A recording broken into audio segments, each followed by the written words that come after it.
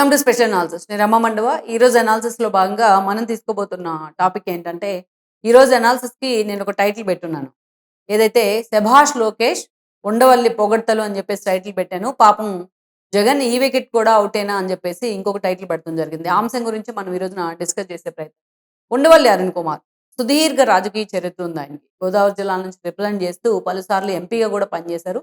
అంతేకాదు అంతకంటే వైఎస్ రాజశేఖర రెడ్డితో ఇంకా సుదీర్ఘమైన అనుబంధం ఉంది. వైఎస్ రాజశేఖర రెడ్డి టీంలో ఆయనకి అత్యంత అనుంగు ఫాలోయర్స్‌గా ఉన్న నేతల్లో ఒక సాయి ప్రతాప్ లాంటి వాళ్ళు, కొనతాల లాంటి వాళ్ళు, ఒక జక్కంపూడి రామ్మోహన్ నాయుడు లాంటి వాళ్ళు. అలా వాళ్ళ కోవలోకే వచ్చే మరో వ్యక్తి ఎవరంటే ఉండవల్లి అరుణ్ కుమార్. అంత సాలిడ్‌గా ఉండేవాళ్ళు ఆయన వైఎస్ రాజశేఖర రెడ్డి. వైఎస్ రాజశేఖర రెడ్డి చనిపోయి ఇన్ని సంవత్సరాలు కావస్తున్నా, ఆయన మీద అభిమానాన్ని ఎప్పుడూ కూడా దాచుకోవడానికి ప్రయత్నించారు. అయితే ఇక్కడ ఉండవల్లి విషయంలో వచ్చిన ఇబ్బంది ఏందంటే, అయితే బ్లంట్‌గా వైఎస్ రాజశేఖర రెడ్డి ఏది చేసినా రైటే అన్నట్టుగా బ్లంట్‌గా అప్పట్లో ఎలాగ మాట్లాడేవాళ్ళో, ఆ విషయాన్ని అంతే క్యారీ ఫార్వర్డ్ చేస్తా ఉంటారాయన. ఆయన కొడుకైన జగన్మోహన్ రెడ్డి కూడా ఏది చేసినా అంతే బ్లంట్‌గా జగన్మోహన్ రెడ్డి 100% కరెక్ట్ అని చెప్తా ఉంటారు. జగన్మోహన్ రెడ్డి 5 ఏళ్ల పాటు అధికారంలో ఉండి అన్ని అరాచకాలు రాష్ట్రంలో జరుగుతూ ఉంటే, ఏ రోజు కూడా మొహమాటం లేకుండా ముక్కుసూటిగా దాన్ని ఖండించే ప్రయత్నం చేయరు ఉండవల్లి. అదే చంద్రబాబు నాయుడు గట్టిగా తుమ్మినా కూడా అది రాష్ట్రానికి వ్యతిరేకమని మాట్లాడుతూ ఉంటారు ఈ ఉండవల్లి అరుణ్ కుమార్. ఎక్కడ జగన్మోహన్ రెడ్డి మీద తన అభిమానాన్ని చాటుకోవడానికి వైఎస్ రాజశేఖర రెడ్డి బిడ్డగా అభిమానించిన వరకు ఓకే. బట్ ఆయన ఏ పని చేసినా కూడా దాన్ని వెనకేసుకొని రావడం ఓకే. ఇలాంటి ఇది ఓకే కాదు.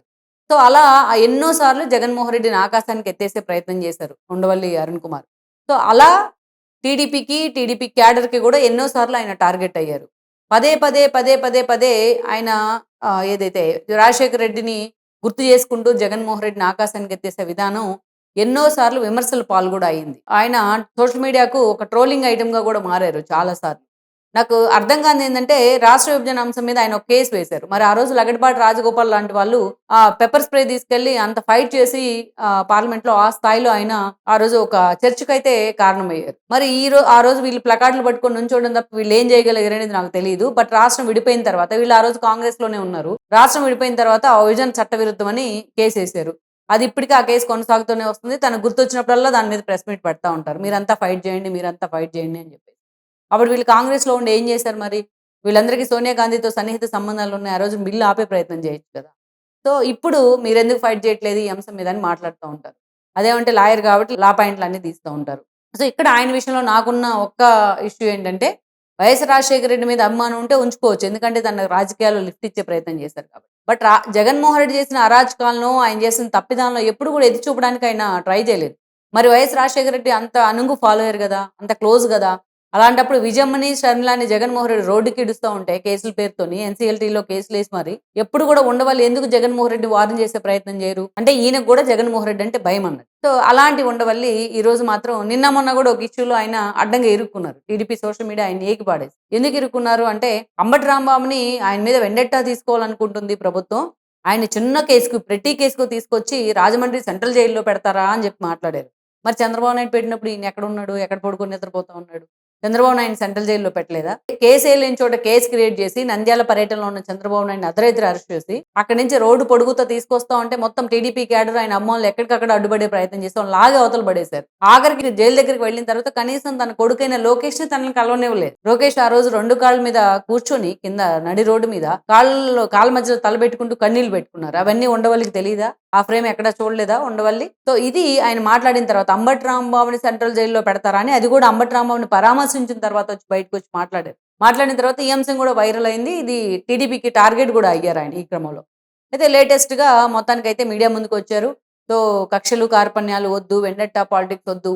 ఇలాంటివి కొన్ని కొన్ని సుద్దులు చెప్తా వచ్చారు. నీతులు చెప్తా వచ్చారు. బట్ ఏ రోజు కూడా జగన్మోహన్ రెడ్డి దగ్గరికి వెళ్లి పోనీ కనీసం ఇంత ఈయన జగన్మోహన్ రెడ్డి వెనకేసుకొని వస్తున్నారు కదా! ఎప్పుడన్నా జగన్మోహన్ రెడ్డి ఈయన్ని పిలిపించి కూర్చోబెట్టుకొని ఒక 1 అవర్ అయినా మాట్లాడే ప్రయత్నం చేశారా? పోనీ ఆయన పాదయాత్ర చేశారా? ఎప్పుడన్నా ఉండవల్లి దగ్గరికి వెళ్లారా? పోనీ ఉండవల్లైనా నేను ఒక సలహా ఇస్తాను బాబు, నా సలహా తీసుకుంటావా లేదా అని తాడేపల్లికి వెళ్లే ప్రయత్నం చేశారా? అసలు వీళ్ళు జగన్మోహన్ రెడ్డి దగ్గరికి రానివ్వకపోతేనే ఇంత ఓవర్ యాక్షన్ చేస్తా ఉంటారు. ఇంక జగన్మోహన్ రెడ్డి వీళ్ళని దగ్గరికి రానిచ్చి డోర్ ఓపెన్ చేస్తే ఆకాశానికి ఎత్తేస్తారేమో ఆయన్ని ప్రతిరోజు. సో, లేటెస్ట్‌గా అయితే కొన్ని అంశాల మీద మాట్లాడారు ఆయన మీడియా ముందుకొచ్చి. మాట్లాడే క్రమంలో ఇక్కడ ఆయన చేసిన మంచి పనేంటంటే, లోకేష్‌ని మాత్రం ఈ రోజున ఆకాశానికి ఎత్తేసే ప్రయత్నం చేశారు. ఎందుకు లోకేష్‌ని ఆకాశానికి ఎత్తేసే ప్రయత్నం చేశారు అంటే, కోవబన్ విషయంలో. సరే, మనకు సంబంధించి మేడారం జాతరలో వలి అనే ఒక వ్యక్తిని ఏ స్థాయిలో దిక్కుమాలిన సోషల్ మీడియా, నిజంగా అనకూడదు, సోషల్ మీడియా పేరుతోని ఈ రోజున ప్రతి వెధవ జర్నలిస్ట్ అయిపోయినాడు. వాడికి ఒక క్రెడిబిలిటీ ఉండదు, వాడికి ఒక బ్యాక్గ్రౌండ్ ఉండదు, వాడి జర్నలిజం చదువుకోపోయినా చాలా మంది మంచిగా మాట్లాడే వాళ్ళు ఉన్నారు. మినిమం క్వాలిఫికేషన్ ఉండదు, ఒక మినిమం కామన్ సెన్స్ ఉండదు. అంటే ఒక వ్యక్తి ముస్లిం అయిన కారణాన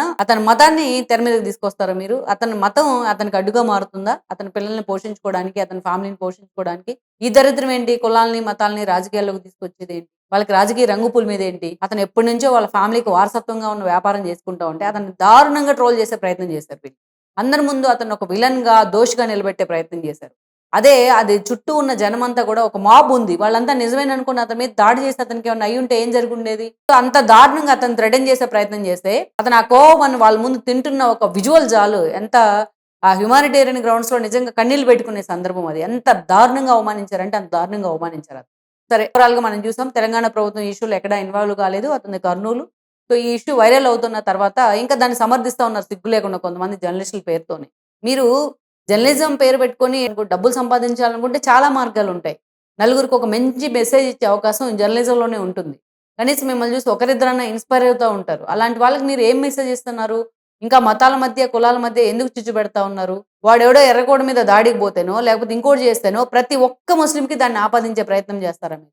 ఏం మెసేజ్ ఇచ్చే ప్రయత్నం చేస్తా ఉన్నారు అసలు? ఇలాంటివే సమాజంలో లేనిపోని గొడవలు సృష్టించి కమ్యూనల్ వైలెన్స్ తీసుకొచ్చే అంశాలు. జర్నలిస్ట్ అయిన మనం ఇలాంటి అంశాల్లో సంయమనం పాటించి ఆ ఇంటెన్షన్ తగ్గించే ప్రయత్నం చేయాలి కదా! దాన్ని కూడా తప్పుపట్టి ఈరోజు ఎంత దారుణంగా అతన్ని, ఎంత హ్యుమానిటేరియన్ గ్రౌండ్స్‌లో అదే అవమానం మనకు జరిగితే మనం ఎక్కడ ఉండేవాళ్ళం? ఆ అవమానం భరించలేక అతను ఏమైనా చేసుకుంటే ఆ ఫ్యామిలీ పరిస్థితి ఏంటి? సో, ఇంతకన్నా దారుణాలు చాలా జరుగుతున్నాయి. వాటి మీద ఎవరు కూడా మాట్లాడరు. సో, అలా జర్నలిస్టుల పేరుతోని చేసిన అరాచకాన్ని మళ్ళా సమర్థించుకుంటా ఉన్నారు. ఎప్పుడో ఒక రోజు వీళ్ళందరి బతుకులేంటి, వీళ్ళందరి చరిత్రలేంటి, వీళ్ళందరి బ్యాక్‌గ్రౌండ్‌లేంటి మొత్తం నేను చెప్పే ప్రయత్నం చేస్తా. కథలు కథలుగా, స్టోరీస్‌గా చెప్పే ప్రయత్నం చేస్తా. వీళ్ళు జర్నలిస్టులు, సమాజానికి పట్టిన చీడ పురుగులు. రేవంత్ రెడ్డి పద్దాక మైక్ ముందుకొచ్చి జర్నలిజానికి ఎథిక్స్ ఉండాలి. ఎవరు జర్నలిస్టులు? క్వెషన్ అడగడం రాని వాళ్ళు జర్నలిస్టులా? సబ్జెక్ట్ లేని వాళ్ళు జర్నలిస్టులా అని అడుగుతా ఉన్నారు ఈ మధ్య కాలంలో. మరి యాక్షన్ ప్లాన్ ఎక్కడుంది ఈ రోజున? యాక్షన్ ప్లాన్ ఏది? వీళ్ళని జర్నలిస్ట్ కమ్యూనిటీ నుంచి వేరు చేయాలి అరాచక శక్తులను అనే దగ్గర, ఇలాంటి బ్లాక్ మెయిలర్స్ ని వేరు చేయాలనే దగ్గర ఒక యాక్షన్ ప్లాన్ ఉండాలి కదా ప్రభుత్వాలకి. అది ఎక్కడా కూడా లేదు. సో అది కూడా క్వశ్చనే ఇక్కడ. అయితే ఈ ఇష్యూని పక్కన పెడితే మన ఇష్యూ సైడ్ ట్రాక్ అయిపోతాం. ఈ రోజు ఆ కోవమన్ విషయంలో వలీకి సంబంధించిన ఇష్యూ ఇంత హైలైట్ అయిన తర్వాత లోకేష్ కూడా దానికి మద్దతు ఇచ్చే ప్రయత్నం చేశారు. మద్దతు ఇచ్చే ప్రయత్నమే కాదు, చాలా నీట్ గా స్పందించారు లోకేష్ ఈ విషయంలో. ఒక వలీని ఉద్దేశించి మీపై జరిగిన దాడి అమానుషం, దారుణం. నేను త్వరలోనే మీ దగ్గరికి వస్తాను, మీ కోవాని టేస్ట్ చేస్తాను అని చెప్పారు. మిమ్మల్ని మీ దగ్గరికి పిలిపించుకుంటానని చెప్పలే ఆయన. నా దగ్గర రండి మీరు కలవండి అని చెప్పలేదు. ఒక మంత్రి అయ్యి ఉండి కూడా ఈ రోజున ఒక ముఖ్యమంత్రికి కొడుకయ్యి ఉండి నేను మీ దగ్గరికి వస్తాను, మిమ్మల్ని కలుస్తాను, మీ కోవాని టేస్ట్ చూస్తాను అని చెప్పి అతనిలో ఆ కమ్యూనిటీలో, అతని ఫ్యామిలీలో ఒక ధైర్యం నింపే ప్రయత్నం చేశారు ఆయన. ఇది ఎవరైనా సరే అందరూ దీన్ని వెల్కమ్ చేయాల్సిన అంశం. యాక్చువల్గా జగన్ మాట్లాడాలి దీని మీద, కామన్ సెన్స్ ఉంటే కొంచెమైనా సరే. కానీ జగన్ ఎక్కడ ఇలాంటి ఇష్యూల మీద మాట్లాడరు. ఆయనకి ఎంతసేపటికి రౌండ్ ద బుష్ అంటాం కదా, ఎప్పుడు కూడా ఒక తిరుమల లడ్డు పట్టుకుంటే దాని చుట్టూ తిరగాలి, దాంట్లోకి అన్ని హెరిటేజ్ దగ్గర నుంచి ఇందాపూర్ దాకా అన్ని లాక్కొని రావాలి. కానీ ఇలాంటి ఇష్యూ మాత్రం ఆయన మాట్లాడు. సో ఓవరాల్ గా మనం చూస్తే ఇక్కడ ఈ ఇష్యూలో లోకేష్ స్పందించిన విధానం చాలా మంది మనసులు నిజంగానే గెలుచుకుంది. మనం కూడా ఒక వీడియో చేసాం దాని మీద. అయితే ఈ ఇష్యూలో ఉండవల్లి కూడా స్పందించారు. నిజంగా ఉండవల్లి స్పందనను కూడా నేను ఇక్కడ వెల్కమ్ చేస్తాను. శభాష్ లోకేష్ అంటూ మీరు స్పందించిన విధానం, వలి విషయంలో మీరు ఓన్ చేసుకున్న విధానం, మీరు స్పందించిన విధానం చాలా బాగుంది అని చెప్పేసి ఆయన పొగడటం జరిగింది.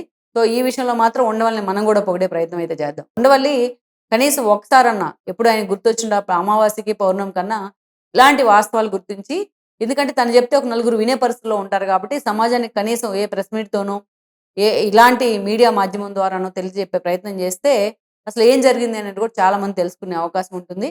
ఎట్ ద సేమ్ టైం లోకేష్ని పొగిడిన ఉండవల్లి జగన్మోహన్ రెడ్డి నువ్వు ఎందుకు ఈ ఇష్యూలో మాట్లాడలేదని అడుగుంటే ఇంకా క్రెడిబిలిటీ పెరుగుండేది. Please share, like and subscribe R24 Telugu YouTube channel.